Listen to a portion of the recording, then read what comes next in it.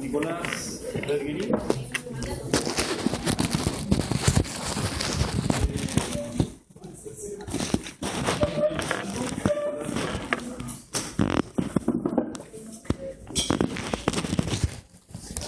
Javiera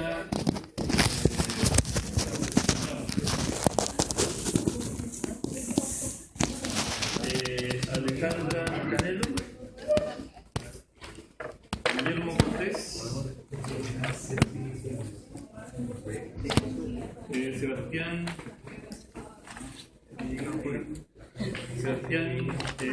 Canal,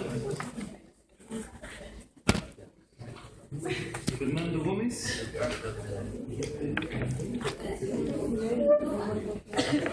Jorge Gutiérrez,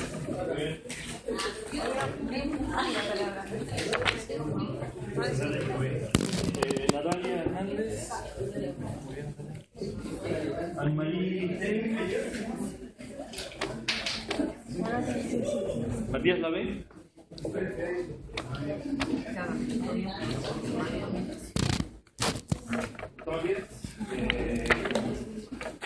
Magdalena Lavé. No te cago eso.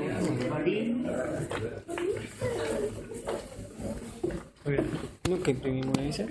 Ramiro Martínez. Romina. Romina. Felipe Molina. ¿No está?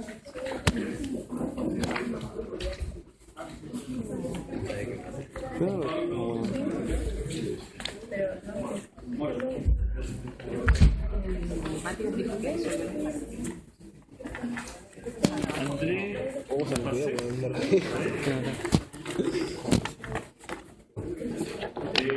Rodrigo Palma.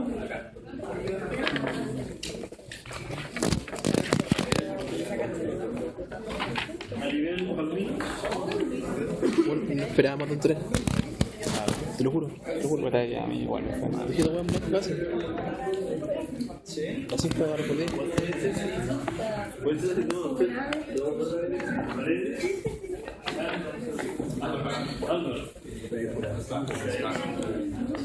Vicente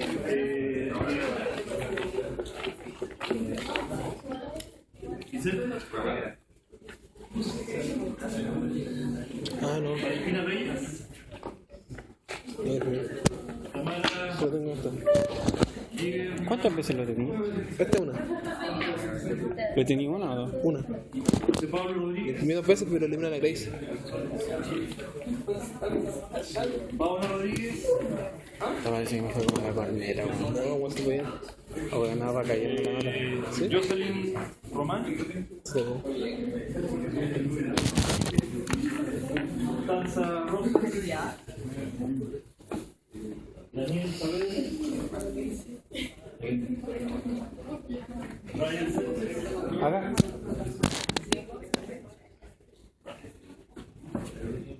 Manuel Daniel Susarte. Lo crack, weón. Felicitaciones. Daniela Urra. Acá. ¿Cómo te digo? Muy bien. Gracias. Valgrán. Buen tema. Buen tema. ¿Deja altura?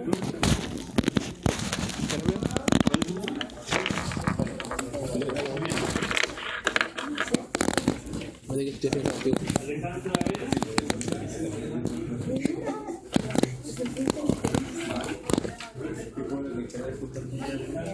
Acá. Eso es no hacer nada. Se llama hacer nada. Bueno, Los esquemas de control en general después.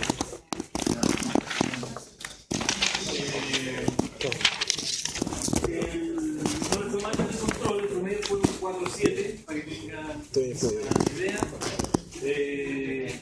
El 4 lo puse en 22,5 puntos, básicamente 27,5 era el 4 absoluto, pero desconté 5 puntos porque había una pregunta que era un poco más difícil y eso básicamente me dio la escala.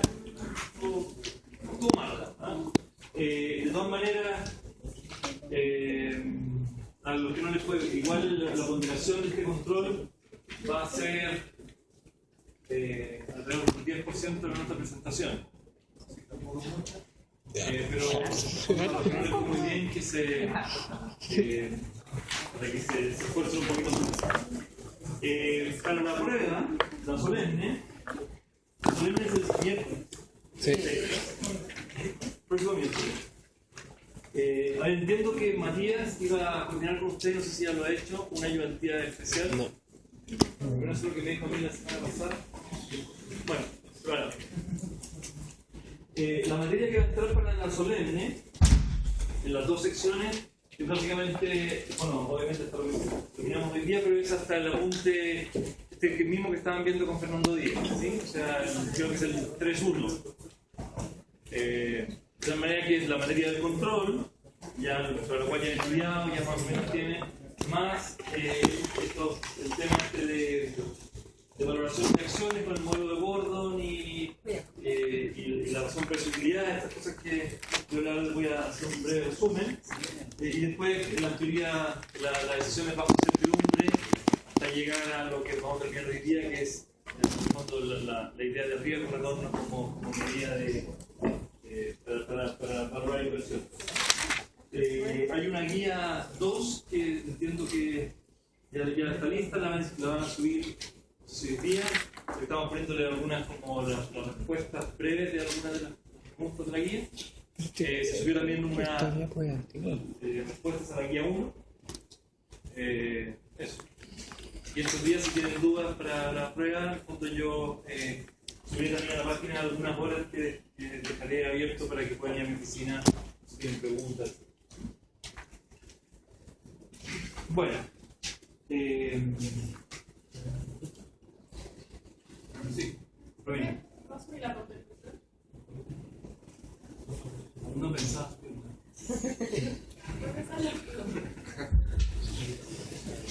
Yo no soy muy de la idea de tener, o sea, de subirlas, dejar las pautas de las pruebas que hacemos, pero tenemos una, sí. En la ayudantía la pueden repasar, la pueden ver. No, pero esto fue declarativo porque la representación. No, lo que haremos será hacer ponerle un esquema de pauta, digamos, o sea, con las respuestas finales y un poco el camino de solución, ¿sí? No la pauta completa, pero sí, porque digamos, está esta y sí. Voy a decir a Matías que la sube. Vale. Estas últimos días, a ver, lo que ustedes tienen que haber visto mientras yo estuve afuera fue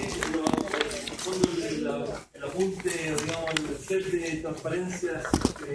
Yo creo que ustedes lo tienen por el mismo que uso yo, que es la A13 y la A21, ¿verdad? Sí.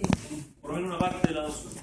Entonces, miren, de la A1 yo no voy a repetir todo porque no quiero es redundante, pero sí quería por lo menos dar una vuelta rápida a las principales intuiciones y digamos ideas generales de lo que en estos días ustedes han visto para sentar esos conceptos de cara hacia la solemne. La estructura de la solemne va a ser similar al control, es decir, vamos a tener ejercicios, algunos un poquito más largos, un poquito más complicados para discriminar en las notas altas, algunos realmente bastante o preguntas, digamos, conceptuales bastante sencilla, y algunos ejercicios más cortos, más directos, digamos, ¿no? O sea, como ustedes vieron en el control, básicamente las preguntas son bastante parecidas a las que hemos, o algunos ejemplos que hemos visto en clase, y yo lo que voy a tratar de hacer durante todo el semestre es preguntarle las cosas que me parecen que son más importantes, no hacer preguntas raras, en el fondo, para pillarlo, sino que al revés, digamos, hacer las preguntas más obvias para confirmar que saben las cosas más importantes. Siempre va a haber alguna pregunta, igual que en el control, que va a tener un grado de dificultad mayor, no la pregunta completa, pero sí partes de la pregunta, porque eso en el fondo discrimina también entre digamos, ustedes, y eso es también, digamos. La nota también sirve para identificar los estudiantes que mayor esfuerzo, mayor dedicación dan al curso. Bueno, sí. ¿Los ejercicios de control son así al lado de los ejercicios tipo solemnes o hay como...? No, yo pretendo mantener un nivel similar. No voy a hacer... Va a ser un poquito más larga. Y eso implica que puede haber una dispersión un poquito mayor, es decir, puede haber alguna parte de una pregunta que sea un poco más difícil, sea un poquito más inesperada, pero el grueso de las preguntas debería estar similar a lo que vimos en el control, ese grado de dificultad. O sea, por lo menos un porcentaje de la prueba deberían ser preguntas que ustedes relativamente de forma directa y clara la deberían saber sin mayor problema. Eso es lo que, digamos, lo que es decir, el nivel de dificultad del control debería darle una buena idea del nivel de dificultad de la solemne, no va a ser muy difícil. De hecho, va a haber también bastante sobreposición de materia, así que digamos, el estudio que hicieron para el control debería ahora rendir fruto en la solemne también. Yo con el resultado del control me quedé relativamente tranquilo. Siento que quiero hacer más del tiempo para aquellos que les fue un poquito peor, apretar un poco más, pero en principio me pareció que el nivel estaba razonable.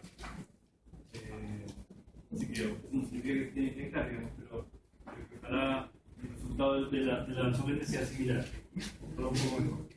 Bueno, miren, la intuición en este tema, en esta primera idea de valoración de acciones que hicimos, es la siguiente. Lo que queremos hacer es valorar activos que llamamos de renta variable. Y a la valoración de bonos que ya hemos visto, que son instrumentos de renta fija, la complicación que se le agrega cuando hablamos de renta variable es básicamente que en el fondo la tecnología que tenemos para valorar, básica hasta ahora, es la misma siempre, ¿verdad? El valor presente de flujos de caja, ¿no? Flujos de caja descontados. Eso cuando aplicamos la renta fija es muy sencillo, porque más o menos sabemos, leyendo un poquito la estructura del bono podemos saber cuáles son los pagos que va a hacer, pero cuando hablamos de renta variable no sabemos los pagos que va a hacer, ¿cierto? Porque cuando las empresas prometen que les va a ir bien, después hay que ver si les va bien, y después prometen que van a repartir dividendos con su accionista, y después hay que ver si lo reparten. Entonces, eso nos mueve a un mundo de mayor incertidumbre del que habíamos hecho hasta ahora. Por ejemplo, en el caso de los bonos, siempre va a haber incertidumbre, algún grado de incertidumbre, es decir, el gobierno de Estados Unidos puede entrar en default, puede que no pague, pero si nosotros nos movemos en el mundo de los bonos emitidos por bancos centrales, etc., en general podemos abstraernos del riesgo de no pago. Y por tanto, lo único que queda como incertidumbre es si las tasas de interés fluctúan o no fluctúan en el tiempo. En el caso de las acciones, del instrumento de renta variable, hay muchas más fuentes de incertidumbre y por tanto la valoración de instrumentos bajo o de toma de decisiones bajo incertidumbre se hace muy relevante, y eso es lo que estamos empezando, que ustedes ya empezaron a ver, ¿sí? Entonces, el contexto aquí es básicamente buscar la aplicación de herramientas de valoración con flujos de caja descontados que permitan incorporar de alguna manera la mayor incertidumbre o el mayor riesgo que tenemos en esta decisión. Entonces, la primera mirada a esto es muy sencilla. Y básicamente lo que hacemos es simplificar el mundo, decir, ok, supongamos que los dividendos que nos van a pagar en el futuro son conocidos y que van a ser siempre los mismos y que esta empresa va a durar hasta el infinito. Y entonces transformamos simplemente el cálculo del valor de una acción simplemente en una perpetuidad, ¿verdad? Eso es lo que vieron ya ustedes. Esto obviamente es una abstracción, pero es una abstracción que es una muy buena base para empezar a mirar qué es lo que pasa con una empresa. O sea, Hay muchas maneras de valorizar a la empresa o tomar decisiones de inversión, pero siempre es importante tener en mente que lo que queremos hacer es una buena proyección de flujos de caja y después descontarlo alguna tasa que sea relevante. Entonces acá los dividendos los conocemos de algún lado, el dividendo actual, los proyectamos hacia el futuro, y la tasa de descuento todavía no hemos entrado en ella, pero la tasa de descuento va a ser uno de los temas centrales que vamos a ver en las próximas semanas, ¿no? De dónde sale, cómo refleja adecuadamente el riesgo, etc. Por ahora estamos dejando un poquito de lado. O sea, es importante ir, pero simplemente no sabemos de dónde viene. Pero esa tasa de descuento es bien importante que conceptualmente ustedes tengan claro qué es lo que refleja. Cuando nosotros valoramos un proyecto, un flujo de caja,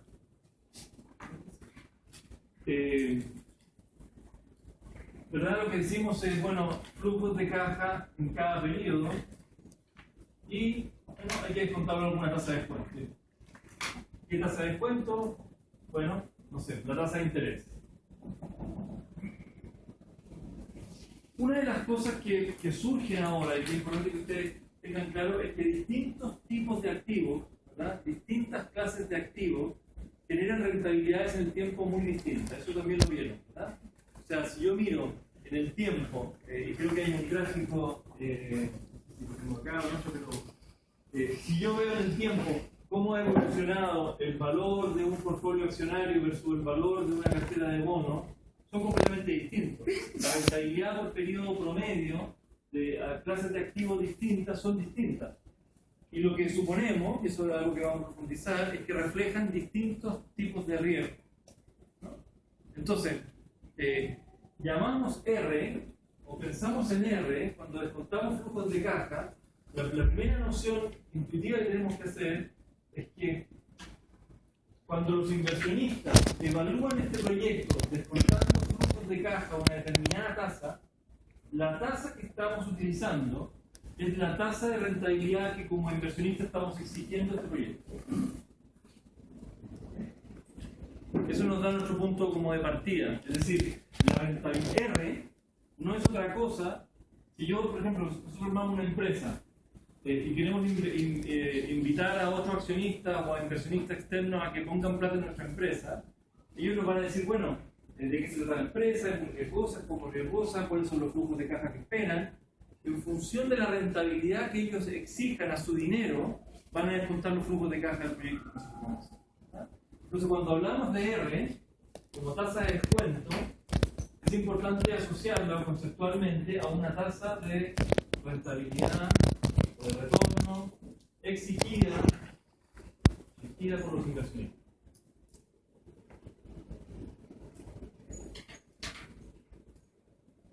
Después vamos a ver de qué depende, pero básicamente la idea es que los inversionistas no le van a exigir la misma tasa de retorno o de rentabilidad a inversiones que son de muy distinta naturaleza.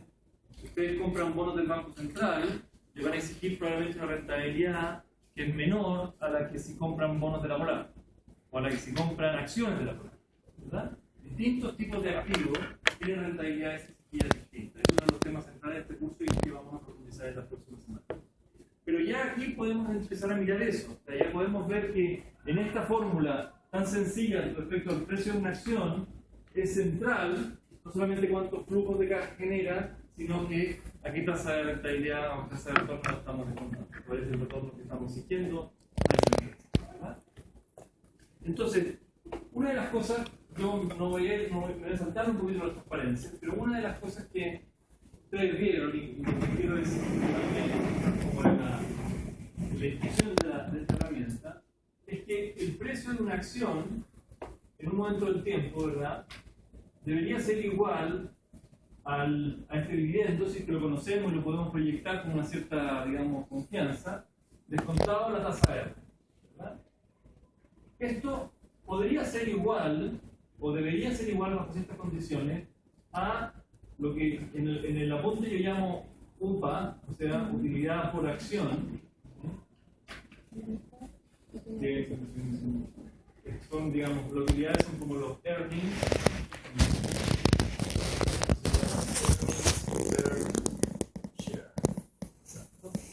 ¿verdad?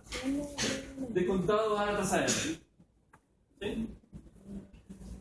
condiciones esto es así siempre? ¿O de qué condiciones esta igualdad se mantiene? Bueno, claro, la tasa de descuento tiene que ser la misma, ¿verdad? En la misma empresa, les descontamos la misma tasa, pero tiene que ser cierto que los dividendos y las utilidades son relativamente iguales. ¿Cuándo ocurre eso? Cuando la empresa, estas son las utilidades que la empresa genera al final de año, reparte como dividendos todas las utilidades, ¿verdad? En el apunte lo que yo estoy usando como nomenclatura es un alfa, es la tasa de reparto. La tasa de reparto en el fondo es qué porcentaje de las utilidades yo reparto a mis accionistas en la forma de dividendo. ¿Sí? Entonces, si la tasa de reparto es igual a 100%, todas las utilidades se reparten a los accionistas y esto es evidente, esto es obvio. ¿Sí?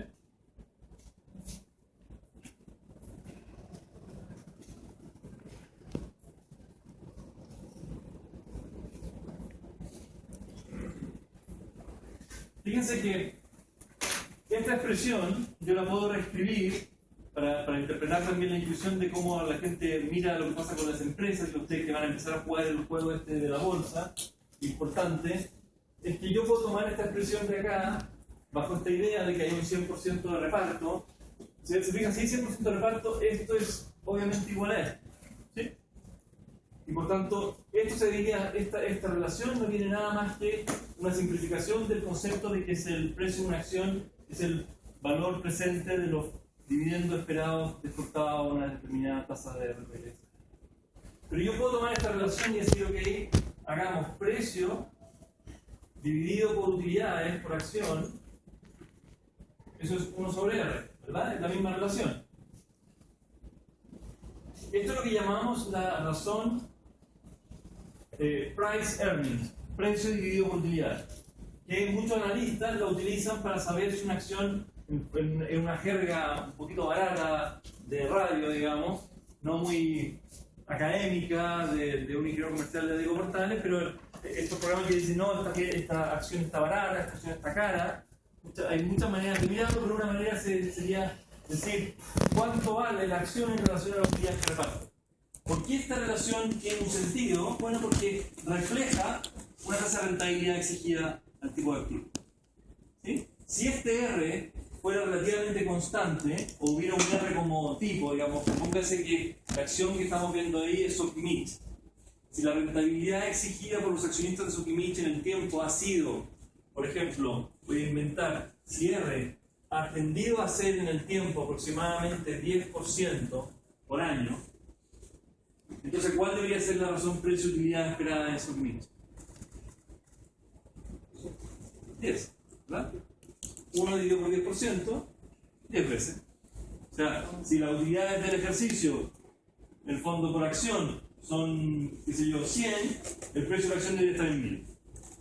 Eso es lo que, ¿te dan cuenta? Esa simple mirada. Entonces, ¿qué es lo que hace un analista? Dice, miren, la rentabilidad exigida en el tiempo de Sokimich está en torno al 10%, luego esto implica que la razón precio-utilidad para Sokimich, que yo espero, debería estar en torno a 10. Si la razón precio-utilidad está más alta que 10, significa que la acción está cara. Si la razón precio-utilidad está más baja que 10, significa que la acción está barata. ¿Verdad? Porque yo creo que esto es de alguna manera un indicador de hacia dónde debería una constante que más pasa del tiempo. ¿Okay? Entonces, de un modelo conceptual como el modelo de Gordon, con la suma de todos los dividendos en el tiempo, bla, bla, bla, podemos aterrizarlo en una herramienta sencilla que me da una idea de si el precio de una acción, si la acción es interesante para comprar o no es interesante para comprar. Después discutiremos qué tan razonable es eso en la práctica, pero en principio lo que me importa es entender que a partir de una relación tan sencilla nosotros podemos decir cosas interesantes respecto a lo que está pasando con una empresa. Ok. ¿Qué pasa así intuitivamente si alfa es menor que 10%? ¿Qué significa primero?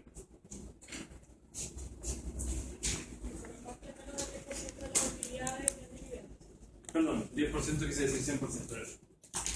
Se reparte menos del 100% de la utilidad. ¿Sí? Es decir, cuando la empresa reparte utilidades, ¿qué significa? Supongamos que nosotros armamos nuestra empresa y al final del año tenemos utilidades por 100 millones de pesos. Eso es la bolsa de plata que ha sobrado después de pagarle a todo el mundo. Lo que nos queda son 100 millones de pesos. Ahora podemos decidir qué hacer con esa plata. Una alternativa es nos la repartimos entre nosotros. Supongamos que aquí hay menos, pero supongamos que hubiera 50 personas, 2 millones para cada uno y todos contentos. O tomamos una parte de esos 100 millones y lo reinvertimos para que el negocio crezca. Por ejemplo, si lo que estamos haciendo es fotocopia en la universidad, entonces tenemos aquí un par de máquinas y decidimos que nos vamos a ir a psicología o a medicina y vamos a poner más máquinas de fotocopia allá. Y por tanto, de los 100 millones vamos a destinar 30 a comprar nuevo equipo y los otros 70 los vamos a repartir como dividendo. ¿De acuerdo? Entonces, ese alfa es bastante importante como una decisión económica. Es la empresa decide, si la empresa no reparte el 100% a sus accionistas, es porque cree que tiene algo interesante que hacer con la plata que se queda en él, ¿verdad? Si no, lo lógico sería que nos la devolviera. Como no nos la devuelve es porque se supone que va a hacer algo interesante con esa plata. Entonces, ¿qué pasa cuando alfa es menor que 100? Tiene esta relación de aquí arriba. Ya no va a ser cierto que el dividendo va a ser igual a la utilidad por acción. Por lo tanto, pareciera como que esa igualdad se muere, se rompe. ¿Cómo la podemos seguir interpretando? ¿Podemos seguir utilizando esta mirada sencilla de la empresa cuando la empresa no reparte el 100% de las utilidades en forma de dividendo? ¿Qué es lo que va a pasar? ¿Cómo se corrige? Eso ustedes lo vieron ya en clase, solamente quiero repasarlo. ¿Qué esperamos que pase cuando la empresa reinvierte parte de la utilidad? Yo creo que quizás los repartos futuros sean muy bien, porque si lo van a reinvertir en algo es porque quieren crecer. Exacto.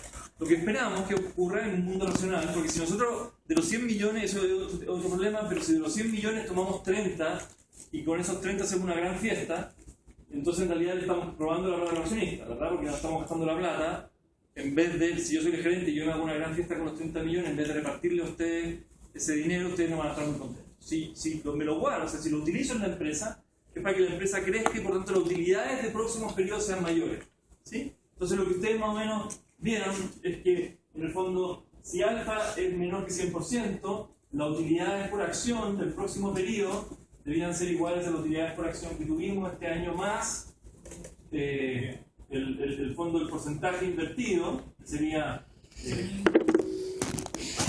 lo que repartimos por la tasa de retorno a la cual invertimos. ¿De acuerdo?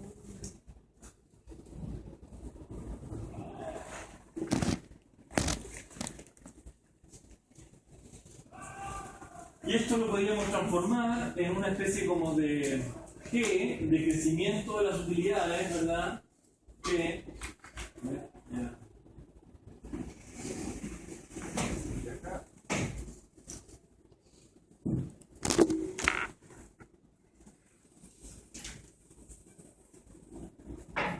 entonces G, ¿no es cierto?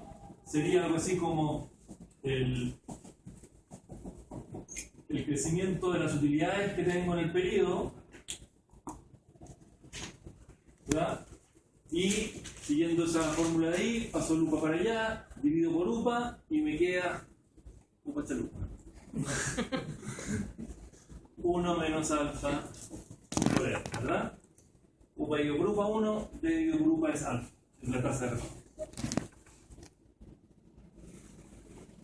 Entonces lo que yo espero que ocurra ahora es que los dividendos, el primer dividendo hoy día va a ser menor que UPA, ¿verdad? O sea, en vez de pagarme el 100% de utilidades, me van a pagar una proporción, la mitad de las utilidades es un dividendo, la otra mitad la vamos a reinvertir y por tanto los dividendos en el futuro van a ir creciendo, de la misma manera que las utilidades van a ir creciendo.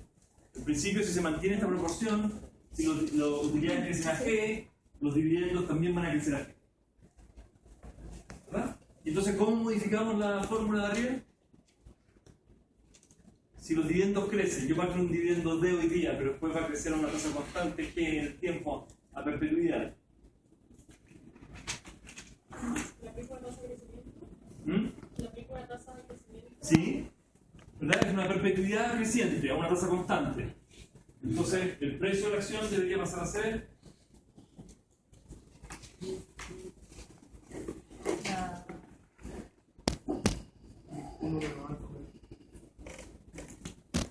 ¿Cuál es la fórmula de la perpetuidad que crece? R, si es dividido por R, es la tasa que es constante, la perpetuidad es siempre la misma. Si es creciente, R menos G. O sea, el dividendo se achica porque ahora no reparto el 100%, pero como G, como A crece después, el descuento también se achica y entonces el valor de la empresa puede subir.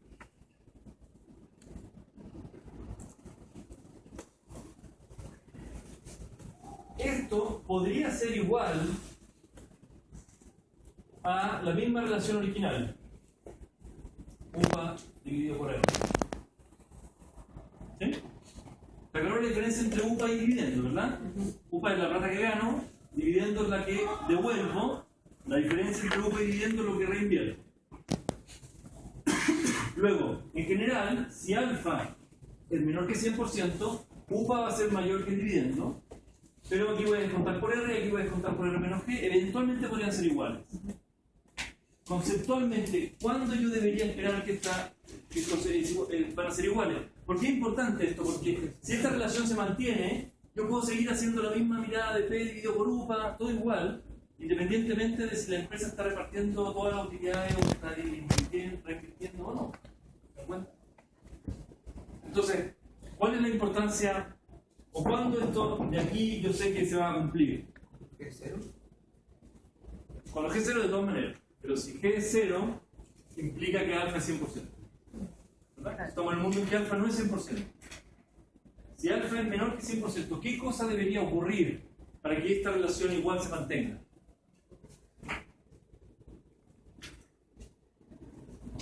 ¿Qué es lo que hace la empresa con la plata? Pensémoslo así intuitivamente primero.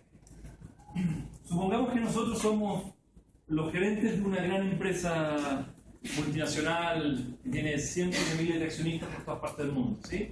Yo soy el gerente general solo porque estoy acá, pero todos ustedes son gerentes importantes de línea.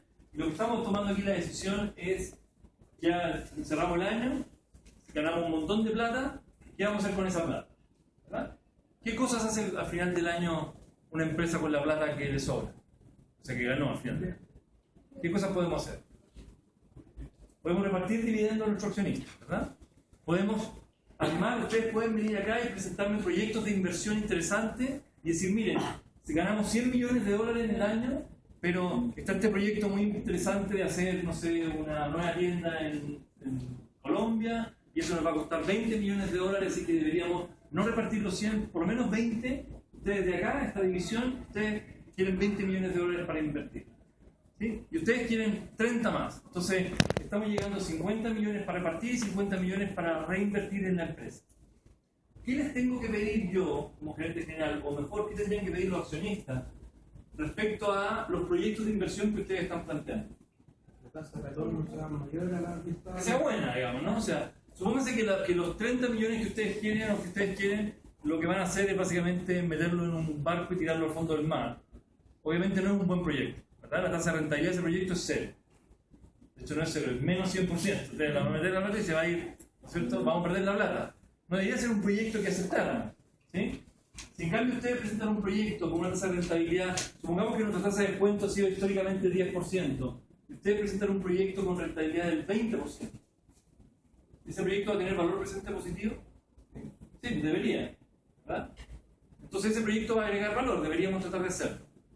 Bueno, si nosotros miramos a la empresa como una máquina de generar flujos de caja en el tiempo, de forma estable, dedicándose a una cosa que hace habitualmente, es decir, no entrando en proyectos de inversión que son como nuevas empresas, sino que repitiendo, o sea que la reinversión significa escalar la empresa haciendo lo mismo que está haciendo. Somos una fábrica de zapatos, entonces el proyecto que ustedes presentan es hacer otra planta, otra fábrica de zapatos en otra parte. Es el mismo tipo de activo. ¿Qué rentabilidad debería tener ese proyecto que ustedes están presentando? Una rentabilidad similar a la que históricamente hemos tenido, ¿verdad? Si históricamente hemos ganado el 10% fabricando zapatos y lo que ustedes me presentan es un proyecto para crecer y hacer más zapatos, probablemente la rentabilidad de ese proyecto debería estar en torno al 10%. Entonces, si es que Y esto es el tema, siguiente tema cognitivo importante. Supongamos que R es la tasa que nos exigen nuestros inversionistas. Tasa exigida. Y digamos que R estrella es la tasa a la que nosotros de rentabilidad en los proyectos cuando reinvertimos. ¿Sí? Vamos a poner aquí rentabilidad de reinversión.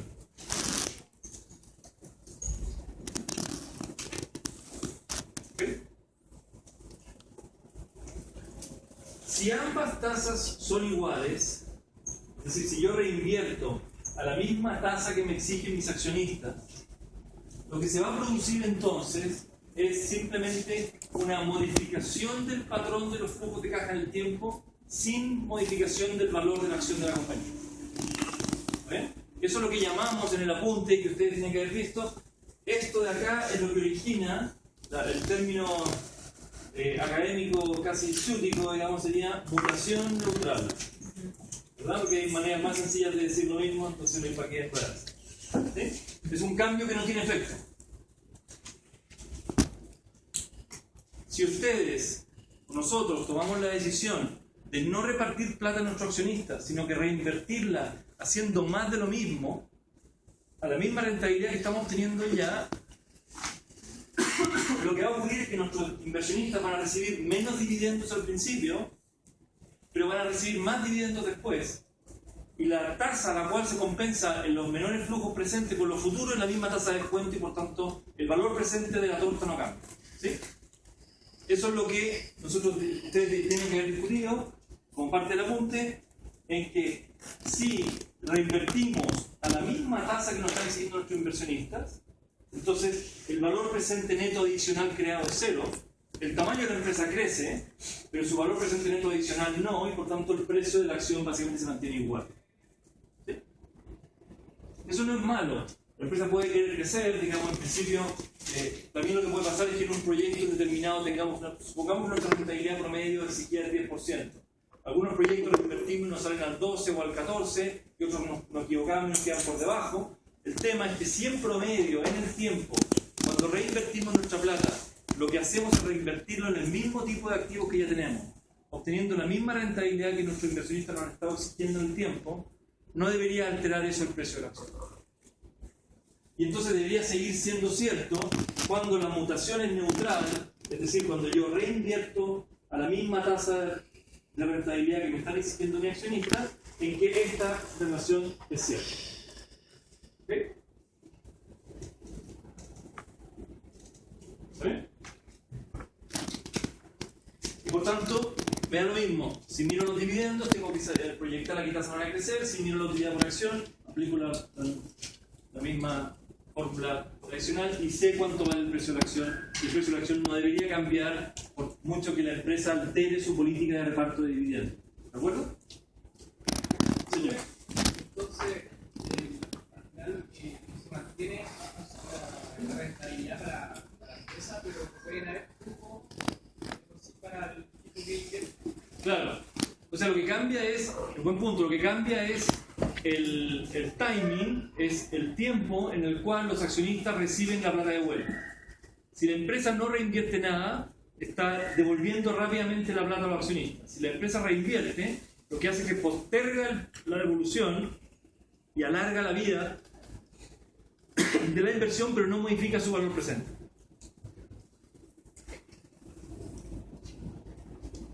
Ok.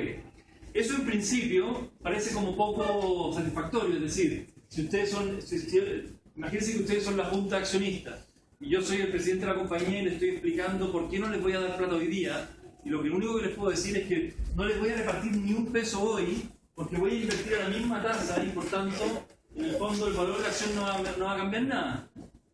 Ustedes se sentirían un poquito defraudados, ¿verdad? Dirían, oye, si en el fondo, si esto no es tan maravilloso, si no vamos a ganar plata extra, ¿por qué poner más plata en la compañía? Devuelven a la plata que te está sobrando, ¿sí?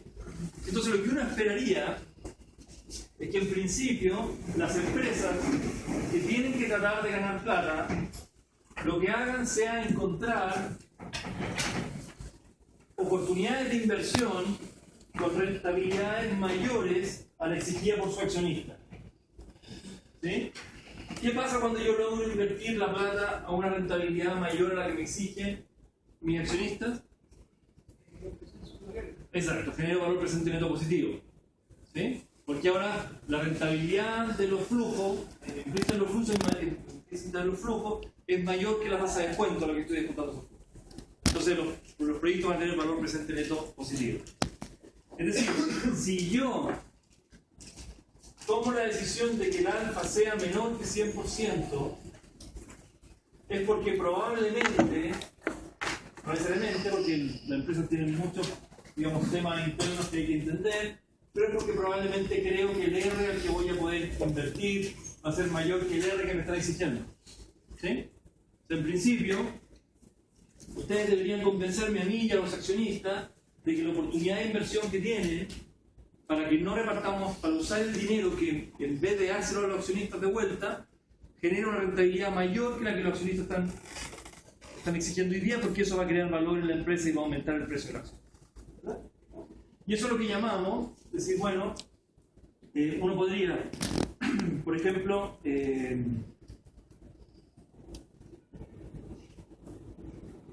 no sé cómo lo puse en la punta.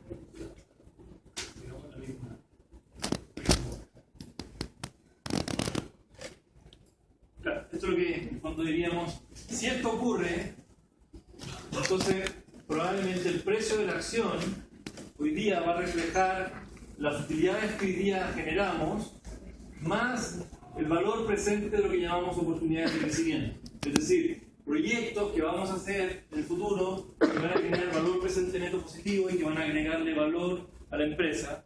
Por lo tanto, el precio de la acción ya no solamente refleja la utilidad de hoy día, sino que reflejan lo que yo voy a hacer con la plata en el futuro.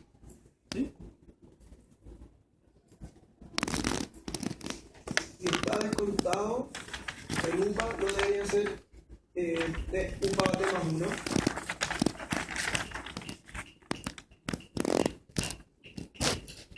No. Sí. ¿Qué debería ser? Sí. O sea, en el fondo, para hacerlo así, digamos, si yo tomo el precio a principio de año, el estricto rigor debería ser la utilidad del año medida al final del año, ¿verdad? En el fondo, en el sentido de que cuando yo calculo el valor de una perpetuidad, siempre parto con el primer flujo de caja en 1. ¿Verdad? Y la mido aquí. Bien.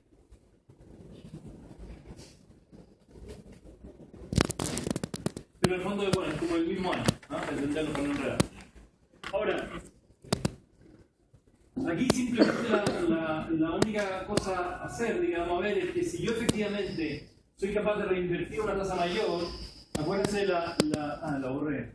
No, allá arriba está.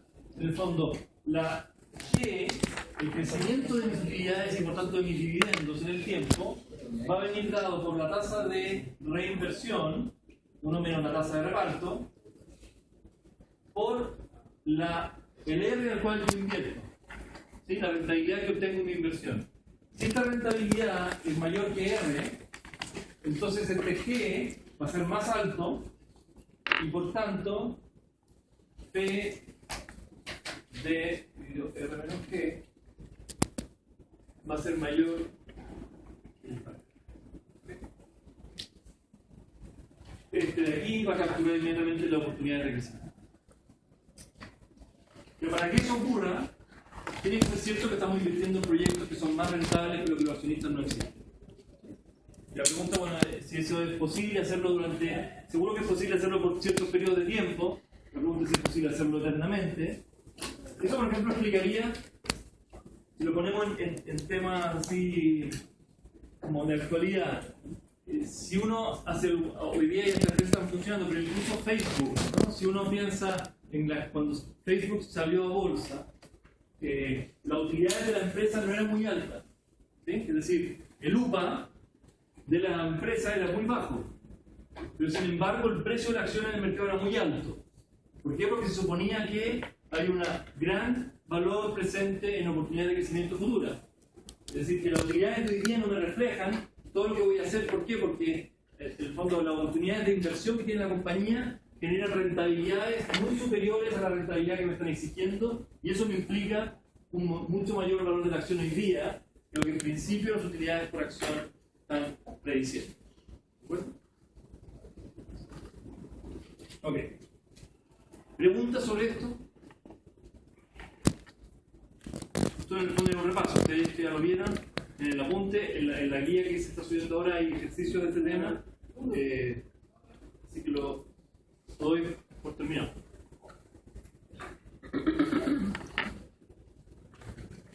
Ok.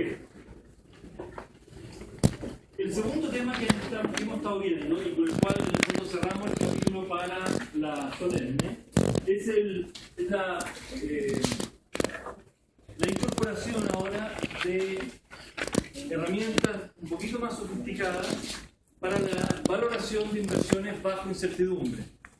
¿En qué sentido de incertidumbre? En el sentido de que en realidad vamos a reconocer que este D no lo conocemos, sino que lo único que sabemos es que existe un valor esperado del dividendo que vamos a recibir en fechas futuras y que en realidad no sabemos cuánto es.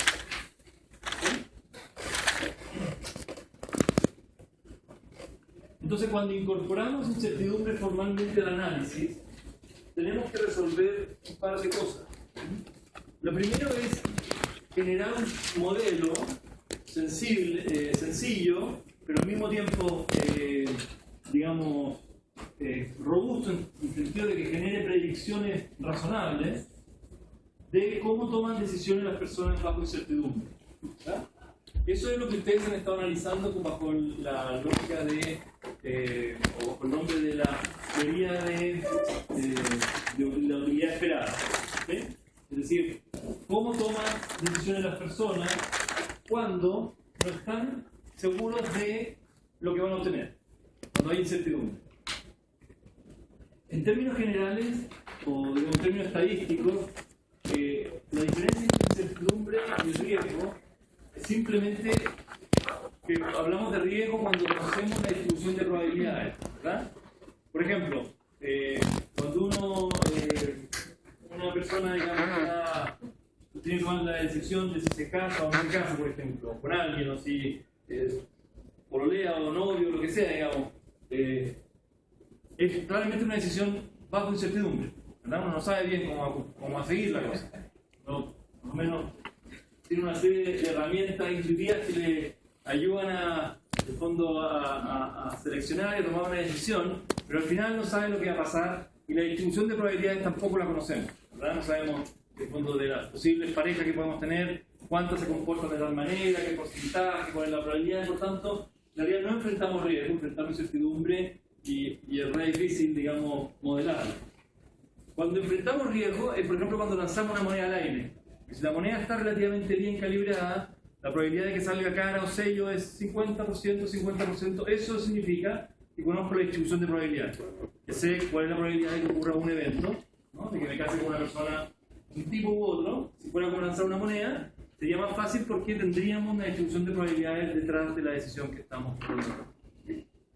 Entonces, lo que hacemos acá es simplemente utilizar una herramienta, un modelo microeconómico para la toma de decisiones bajo incertidumbre, en realidad bajo riesgo, para aplicarlo a la teoría de decisiones de inversión, ¿verdad?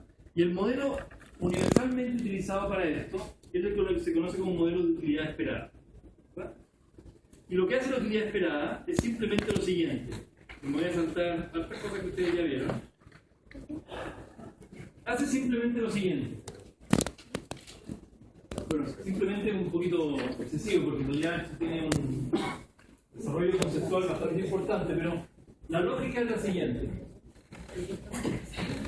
O digamos la intuición. En teoría del consumidor, en teoría micro básica tradicional, nosotros lo que hacemos es suponer que una persona es capaz de valorar una determinada canasta de consumo de una serie de bienes, ¿verdad?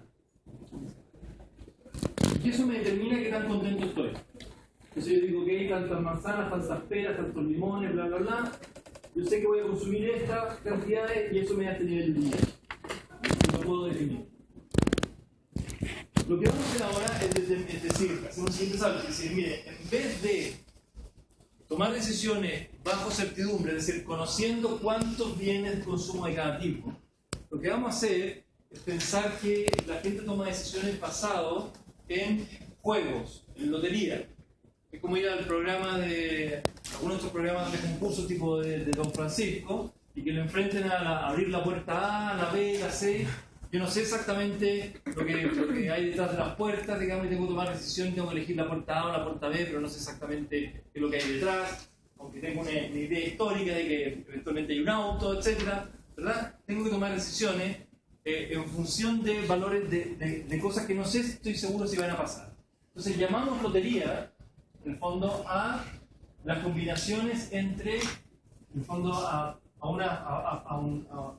definir escenarios de la manera de la probabilidad de ocurrencia de un determinado evento y el pago que yo obtendría bajo esa determinada situación. O sea, ¿cuál es la probabilidad de que detrás de la puerta 1 esté el auto? Y si está el auto, ¿cuánto vale el auto? ¿Verdad? Entonces, una lotería es un conjunto de pares, probabilidad pago, para... ¿sí? No sé si es la misma notación, pero ahora mismo ustedes lo entienden, ¿verdad? Etcétera. Esto es lo que llamaríamos una lotería. Y lo que hace la teoría de utilidad esperada es decir, la gente es capaz de tomar decisiones enfrentando lotería. Es decir, la gente no va al programa de Don Francisco y se queda, bueno, algunos sí, pero la gente no se queda así como, no puedo tomar decisión.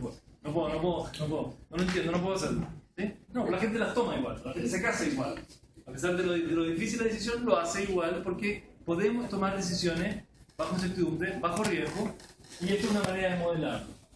Y entonces, lo que dice la teoría de utilidad esperada es bien sencillo, pero es bien potente. Dice, si yo creo que hay dos escenarios posibles, por ejemplo, W1, W2, esto es plata, ¿no? O sea que en el escenario abren la puerta y gano un auto, tanta plata, abro la puerta y sale una cabra, no sé, 200 lucas. Entonces, son dos pagos bien distintos. ¿Cuál es la probabilidad de que salga el auto? Tanto, la probabilidad de que salga la cabra, ¿verdad? La diferencia.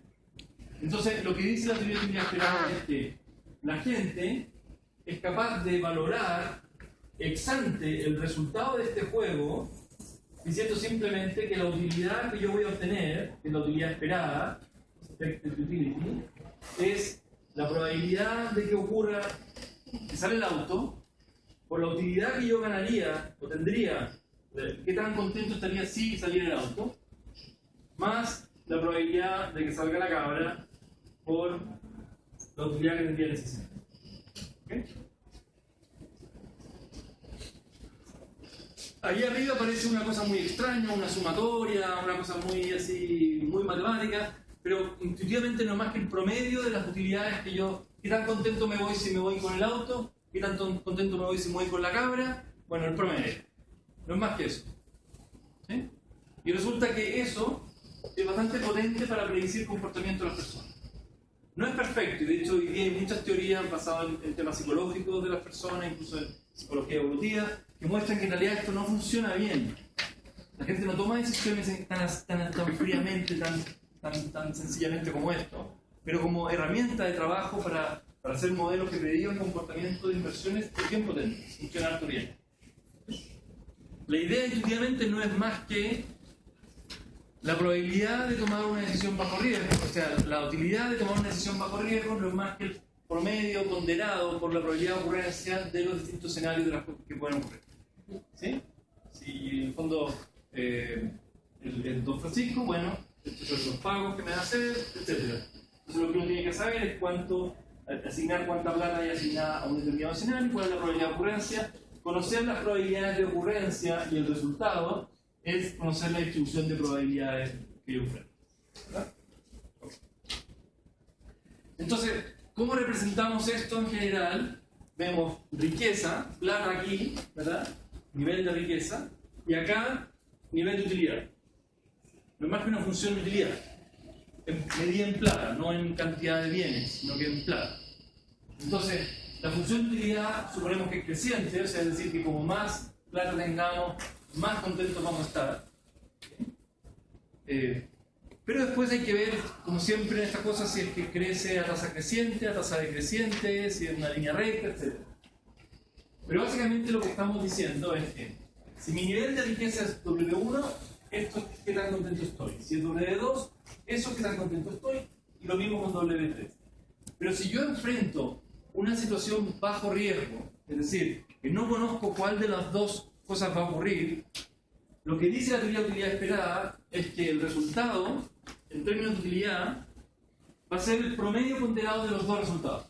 ¿Sí? Es decir, si yo abro la puerta 1 y sale una cabra, esto es lo que gano en plata, esta es la utilidad asociada a tener una cabra, esta es la plata asociada a un auto, esa es la utilidad de tener un auto, luego el promedio entre esta utilidad y esa utilidad es este punto acá. La línea recta no es más que lo que dibuja los promedios, digamos los promedios. Es una línea, es una fórmula matemática. La fórmula matemática asociada a esto. Yo modifico la probabilidad manteniendo fijo W1 y W2 y me voy moviendo sobre esa línea recta pasito a pasito. Y no hay ninguna ciencia, digamos, rara en eso. Lo que ocurre es que yo no, en este punto estoy fuera de mi función de utilidad, ¿verdad? Porque ex ante, antes de jugar el juego, supongamos que la probabilidad es 50%, ¿verdad?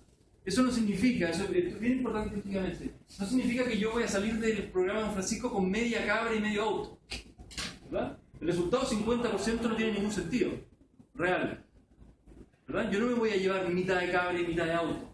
Lo que me voy a llevar es o una cabra o un auto. Eso es lo que va a ocurrir al final. Cuando tenga la cabra, voy a estar aquí. Cuando tenga el auto, voy a estar allá arriba. Ex ante, antes de jugar, ¿qué tanto valoro la posibilidad de jugar?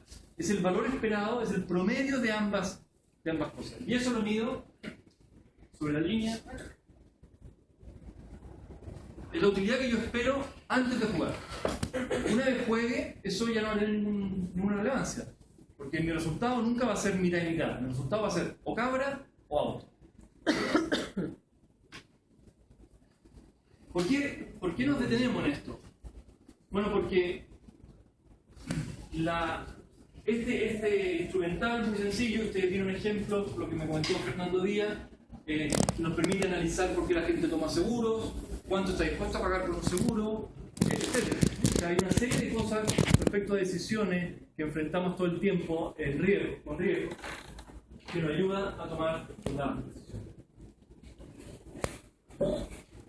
Además, esta función de utilidad esperada, la función de utilidad esperada es la que se mueve sobre esta línea recta, ¿verdad? Esta función de utilidad esperada nos sirve para entender cuál es el comportamiento, cuál es la actitud de la persona frente al riesgo. Cuando antes de jugar, si a mí me dieran media cabra y medio auto, estaría más contento que al jugar, es porque soy relativamente averso al riesgo. Entonces lo que va a ocurrir es que la función de utilidad esperada, la línea recta, va a ir por debajo de la función de utilidad de la persona. Si en cambio yo soy propenso al riesgo, lo que va a ocurrir es que la utilidad esperada, que es la utilidad antes de jugar, o sea, las ganas de jugar van a dar más utilidad que el juego mismo, que el resultado mismo que yo obtengo.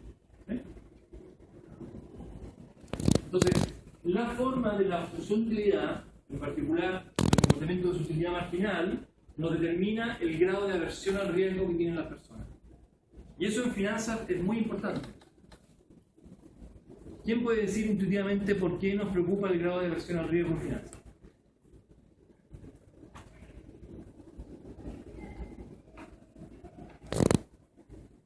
Medio punto en el control que acabamos de hacer.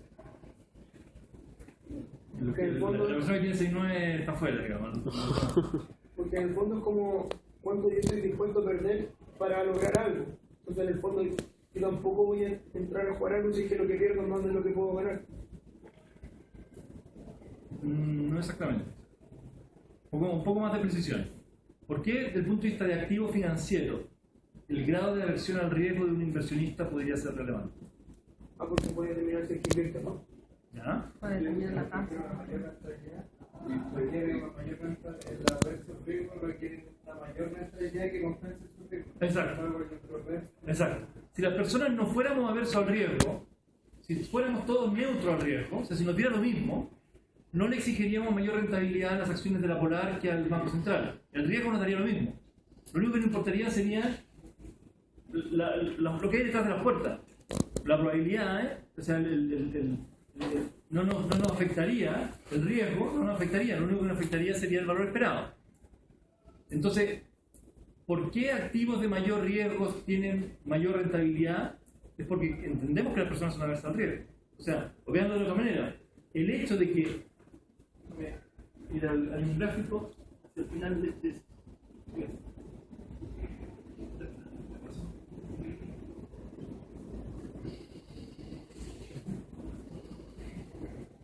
miren, este es el retorno histórico de activos en Estados Unidos para un periodo de tiempo de 75 años, para acciones de empresas pequeñas, acciones de empresas grandes, bonos de empresas, bonos de gobierno y bills, o sea, bonos de la rentabilidad. ¿Sí? Fíjense, lo que tengo acá es el riesgo, la desviación estándar del retorno, lo vamos a ver inmediatamente, todavía eso es para después, digamos. Y lo que tengo aquí es la rentabilidad anual promedio. En 75 años es claro que las acciones tienen una rentabilidad muchísimo mayor que los bonos, ¿verdad? Y es sorprendente, si ustedes quieren verlo, es lo lineal que es la relación, es decir, cómo es casi lineal la relación entre mayor riesgo y mayor retorno exigido. Eso, al mirar estos datos, yo debería decir, miren, en principio, esto es consistente con que el inversionista promedio que ha comprado acciones aquí, que son miles de personas durante 75 años, en promedio es averso al riesgo. Si no fuera averso al riesgo, no debería haber una relación entre mayor desviación estándar y mayor rentabilidad. Entonces, el hecho de que las personas sean aversas al riesgo condiciona el tipo de rentabilidad que los instrumentos financieros van a dar. De la misma manera que podríamos hacer la pregunta de otra manera, ¿por qué la gente gasta plata en seguros contra accidentes? Bueno, también, porque averso al riesgo. Estoy dispuesto a pagar una plata de la compañía de seguros para que me compense en caso de que choque. Entonces, la rentabilidad, la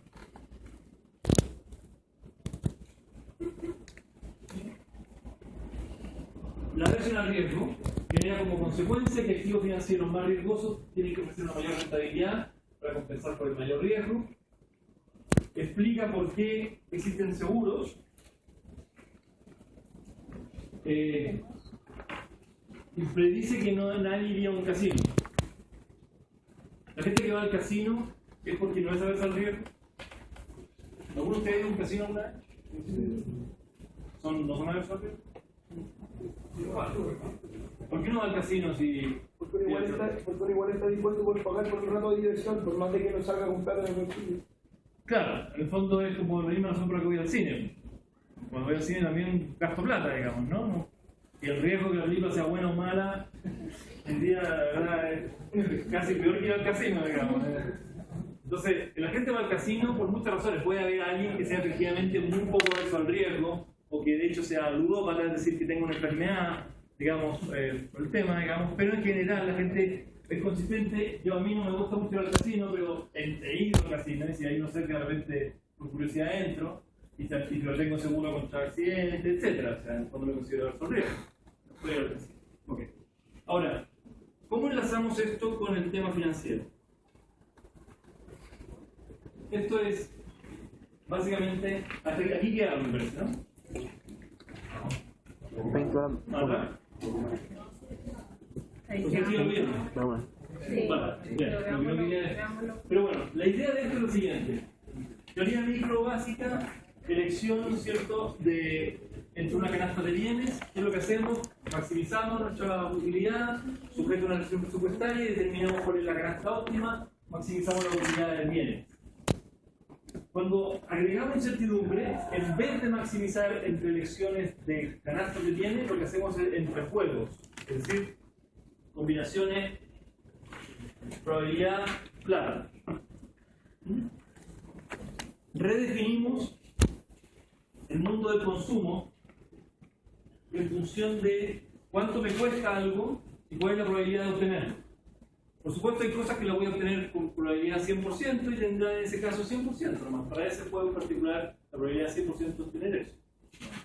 El modelo de juego es más general y se puede aplicar también a certidumbre. Le aplico probabilidad 100% y ya está, estoy en certidumbre.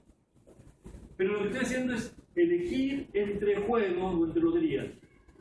Si yo fijo el precio de los bienes, o sea, doy el precio de los bienes por conocido y asumo como en micro, digamos, tradicional, micro 1, que yo como consumidor no puedo afectar los precios, entonces, si yo sé cuánto es lo que voy a consumir y sé los precios, también transformo en el fondo canastas de bienes en canastas de riqueza, ¿ya? A plata.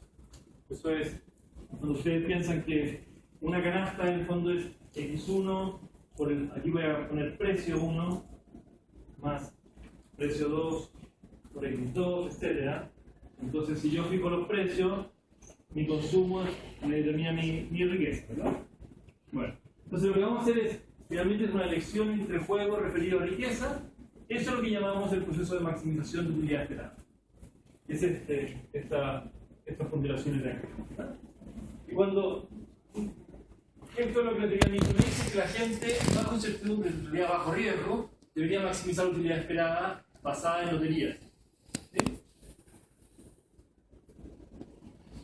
En finanzas lo que hacemos es hacer un paso adicional y decir, bueno, es casi equivalente, o bajo qué condiciones sería equivalente, maximizar la utilidad esperada versus maximizar una función de utilidad que depende del retorno esperado, o sea, perdón, de la riqueza esperada y de la varianza de esa riqueza.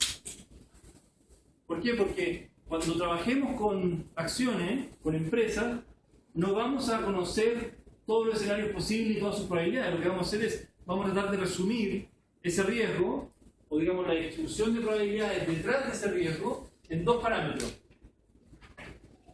Valor esperado y varianza. ¿Sí? Cuando logramos hacer eso, y si nuestro nivel de riqueza inicial está fijo, entonces lo que podemos hacer es en el fondo hacer una cierta equivalencia entre el proceso de maximización original de micro a un proceso de maximización de una función de utilidad que se basa en el retorno esperado de un portafolio y la varianza de un portafolio. El paso crítico es este. ¿Cómo pasamos de aquí a acá? Entonces, para que eso ocurra, hay varias formas de hacerlo. En realidad hay dos formas de hacerlo. Una es imponer restricciones sobre la función de utilidad que tienen las personas. ¿Sí? Si las funciones de utilidad que tienen las personas son de determinado tipo, por ejemplo cuadráticas, entonces siempre va a ser cierto que aplicar utilidad esperada es equivalente a maximizar una función basada en retorno y en varianza. ¿Está claro? ¿Sí? ¿Entienden la idea? O sea, lo que estamos tratando de decir es cómo van a tomar decisiones de inversión los distintos inversionistas cuando enfrenten la compra de acciones. Lo que tenemos hasta ahora es un modelo en que los inversionistas deberían conocer, deberían maximizar la utilidad esperada en función de los escenarios de pago que la acción promete. ¿Verdad? Pero eso no lo podemos hacer. Entonces, lo que vamos a hacer es un salto adicional y vamos a decir, lo que nos gustaría es un mundo en el que simplemente un inversionista racional que enfrente decisiones de inversión con riesgo, tome decisiones basadas en una función de utilidad que lo que hace es maximiza el retorno esperado y minimiza la varianza de ese retorno. ¿Está bien? ¿Por qué? Porque el retorno esperado me dice que la riqueza que voy a obtener puede ser mayor y la varianza me dice que el juego en el que me estoy metiendo es más riesgoso. Como la gente sabe al riesgo, entonces si el juego es más riesgoso debería estar peor. ¿Verdad? Por tanto, la función de utilidad debería jugar de esa manera. Bueno, esto va a ser cierto siempre que las personas tengan función de utilidad cuadrática, cosa que es una, digamos, casi un supuesto, digamos, totalmente injustificado, no tiene ningún sentido, digamos, ¿por qué? O que las loterías sobre las que juegan, es decir, que los activos sobre los que estamos invirtiendo, los retornos de esos activos tengan distribución normal. ¿Se acuerdan de estadística? Bueno, si la distribución de los resultados, o sea, si en vez de ser una puerta que puede salir una cabra o un auto, es lo que tenemos es la probabilidad de que, pongamos que este es el retorno esperado de una acción, lo que puede ocurrir es que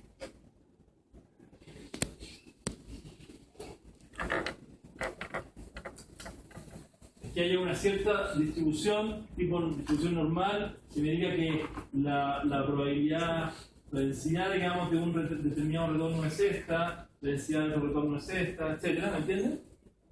Que la distribución de probabilidades se comporte como una distribución normal.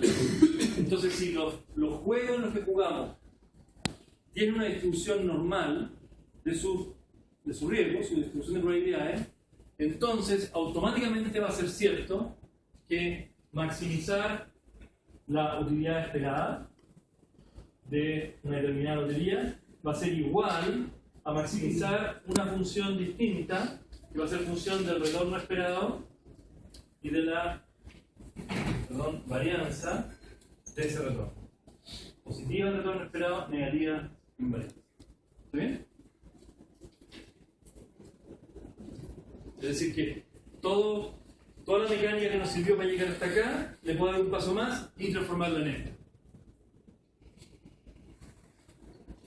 ¿Por qué eso es importante?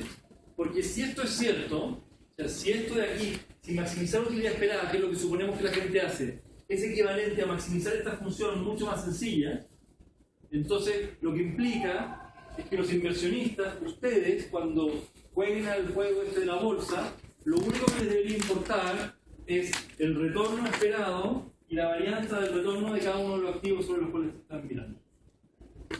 Son las únicas dos variables que entran en la función a maximizar. ¿Eh? ¿Por qué creen ustedes que eso era así? ¿Quién se acuerda de estadística? ¿Por qué, si la distribución de retornos es normal, me basta con conocer el retorno esperado y la varianza? ¿Alguien se acuerda? ¿Cómo defino una distribución normal? O sea, la forma es esta, ¿verdad? Pero ¿cómo puedo decir mi distribución normal con tales características? ¿Se acuerdan? ¿Cómo definimos? Puede ser 0 y varianza cuadrada, ¿verdad? Las distribuciones normales se caracterizan por dos parámetros. Solamente se requiere media y varianza para saber lo que hay detrás.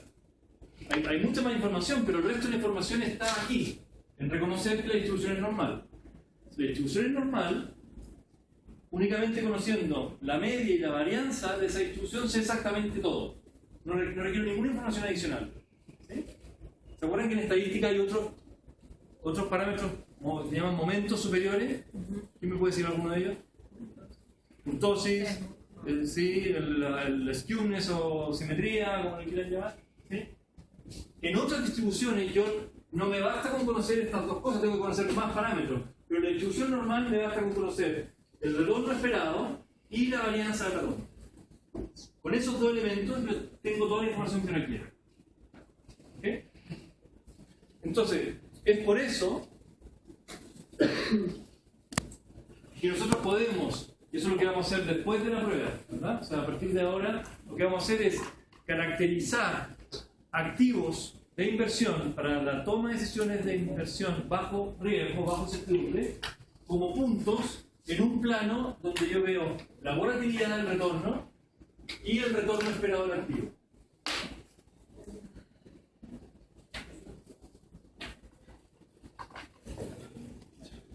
Entonces, para terminar, me queda un minuto. Si tomamos como referencia, supongamos que cada uno de estos puntos es una acción de una empresa. Si tomamos como referencia el punto 4, ¿qué acciones son de todas maneras mejores que 4? Para cualquiera de los que estemos sentados acá.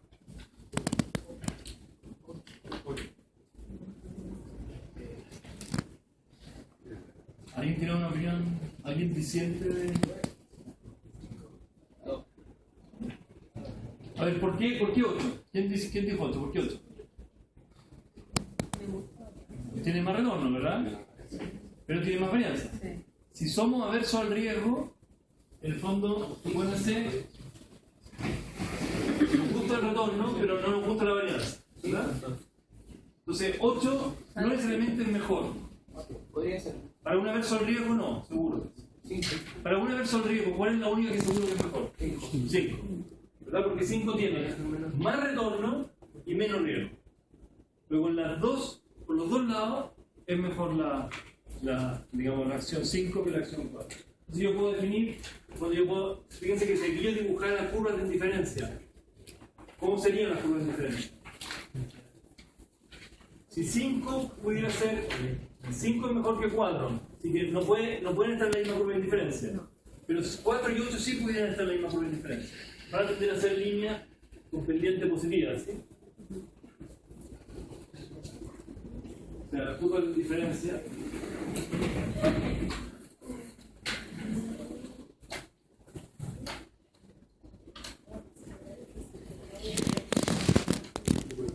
en este gráfico son así. ¿Ok? Varianza, la volatilidad, desviación estándar, rentabilidad esperada. Eso nos explica, y termino con el gráfico que ya vimos antes, se fijan, que acá hay una curva de diferencia.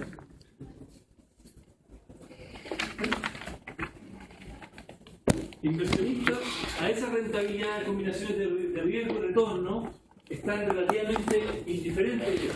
Durante 65 años entre invertir aquí e invertir acá. ¿Por qué? Porque en un caso va aumentando el retorno, pero también va aumentando la volatilidad. ¿Está bien?